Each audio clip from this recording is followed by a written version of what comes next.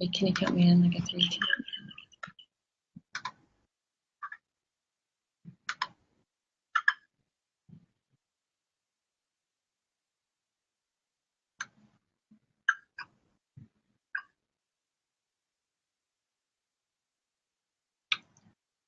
So hi everyone, thank you for tuning in. I am Molly Kimball, registered dietitian with Axial Fitness Center, also founder of Eat Fit NOLA and resident nutrition writer here with NOLA.com. And I'm here today in our NOLA.com offices, and we have special guest Arianna Huffington joining us live from New York City. So Arianna, welcome and thank you so much for your time today.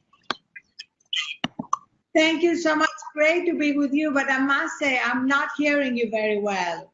Okay, let's see. But let's continue and see if it gets better. All right, so we've been talking, our NOLA.com readers know we've been talking a lot about sleep this past month, and sleep is such an integral part of our health, of our wellness, and it's something that's as important, equally important as diet and exercise, but a lot of us forget to integrate it, myself included. So we had our 28-day NOLA.com sleep challenge. We're smack in the middle of it. This is our 4th week in.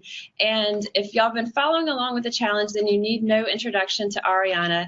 Those of you who are just tuning in and catching this Facebook Live, Arianna is the author of The Sleep Revolution with fantastic tips, strategies, real-life approaches to help us get more sleep. So Arianna, thank you so much for your time and being so generous to help us answer our reader questions as well.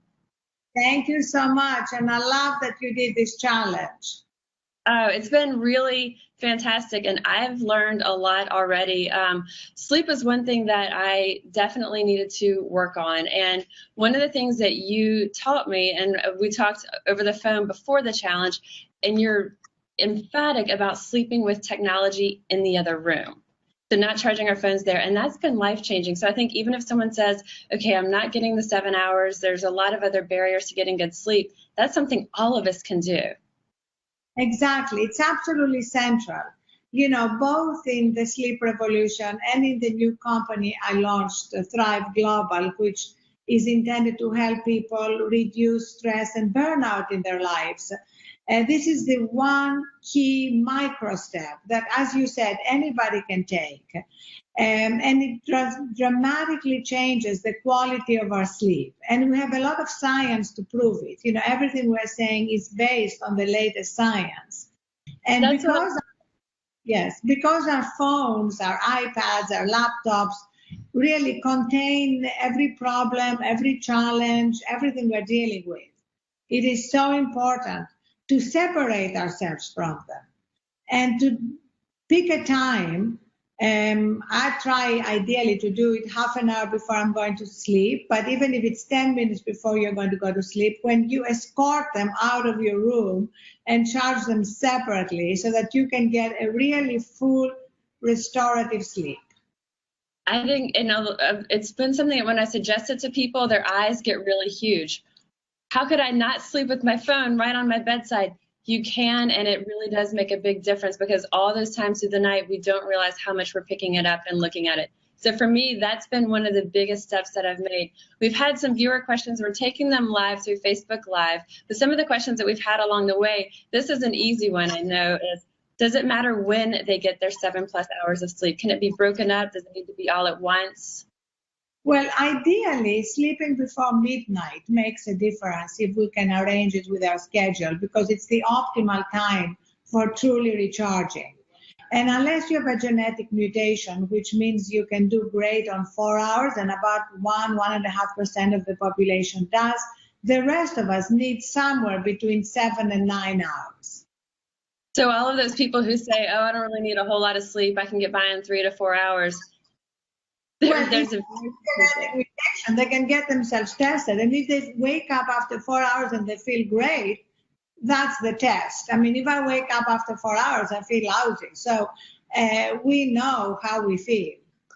And I think a lot of it is that we kind of fake ourselves into saying that we need less sleep than what we really do. And when you really strive to get the 7+ hours of sleep, the clarity that we have, the creativity we have, all of that is heightened, and we're really able to kind of experience and enjoy things way more. Another question that we had is tips for shift workers. So people who work days and nights, what are your recommendations for that? So shift work is obviously very hard. People who work through the night. Ideally, it would be great if they can do it for a period of time and then switch again. And while they're on shift work, while they're basically working through the night, to make their bedroom really, really dark. And if they can't do that, make sure they have an eye mask, because the light of the day interrupts a really deep sleep.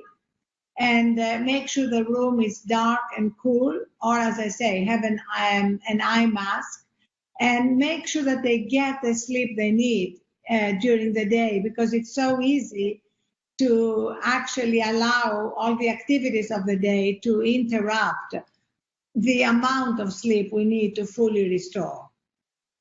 Yeah, I agree. And I think the dark room is really key.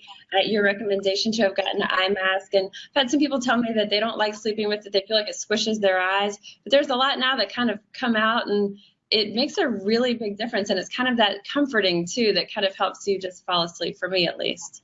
Yes, and experiment with different eye masks. I'm on thriveglobal.com. We have a commerce site, and I picked my favorite after I experimented with a lot of them. It's silky, so it's very soft on the eyes, and I travel with it so that I can have an eye mask that's softer than the eye masks they give you on planes. Which is great, because also if someone at home, like you say, having your room cold, having it dark, if you don't have blackout shades, or you're not in a place where you have that option, that sleep mask can be huge. Another question that we've got, this one is a little bit more personal question, but I did get this from a lot of different people. What about people that have to get up in the middle of the night a lot to use the restroom, which especially happens to a lot of people as they get older? Yes, well, that's not a problem if you don't have your phone by your bed, because often what happens is people have their phone by their bed, and so after they wake up, they immediately go to their phones. And that's what interrupts the opportunity to fully recharge. And also, if you wake up, go to the bathroom, and then have a hard time falling back asleep, in the Sleep Revolution, I have a whole list of sleep meditations that you can play to help you relax and slow down your brain and be able to go back to sleep. And those of you who have Amazon's Echo, we have a skill on Alexa, and you can say, Alexa, play the Thrive Sleep Meditation. Oh, that's cool. Go back to sleep. That's really cool. And for any of our readers, anybody watching this, I've written several different columns on the Sleep Revolution. We've talked a lot about Arianna's core principles for getting better sleep. So we're going to dive straight into reader questions, but we have a lot of her core principles of how to get better sleep. And we also have links to these resources that Arianna has for us as well. So we just had another question. Can you make up for lost sleep? So if you sleep really poorly one night, can you catch up the next night? Well, absolutely. I think I'm a big believer in naps. If for whatever reason you haven't been able to get a good night's sleep, and often even with the best intentions that happens, try and get a nap as soon as you can. Even a 10-minute, 20-minute, ideally restorative nap helps. And I think it's something that feels maybe indulgent or decadent to people, but it's really not a luxury. It's a necessity if we've really spent on that sleep. And this isn't a question that we had just now, but actually as I was walking up here, I was stopped at the coffee shop downstairs, and someone told me, hey, I've been doing the Sleep Revolution, and some of the changes she was saying she made that made a big difference, limiting her alcohol right before bedtime, of course, interferes with our sleep, but she also dehydrates us.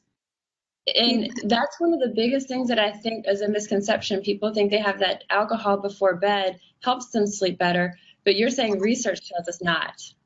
Yes, because then it wakes us up in the middle of the night and we are dehydrated and we have a hard time breathing.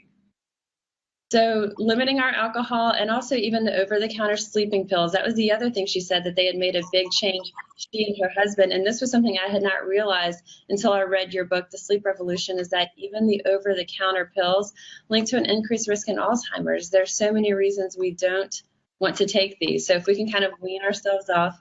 So I think we have 1 minute left. We've had a lot of questions, and I'll continue to answer questions. If we have people posting their questions on the Facebook Live feed here, we'll continue to see them, answer them, and then you can also email me. And Arianna, we thank you so much. Is there anything else you would say to our viewers? I want to thank you so much for doing the 28-day challenge and for helping people live their lives with better health and more joy and productivity. Thank you so much, and thank you to everybody who is participating. Thanks, Arianna. Thank you. Bye. Bye, Molly. Thank you.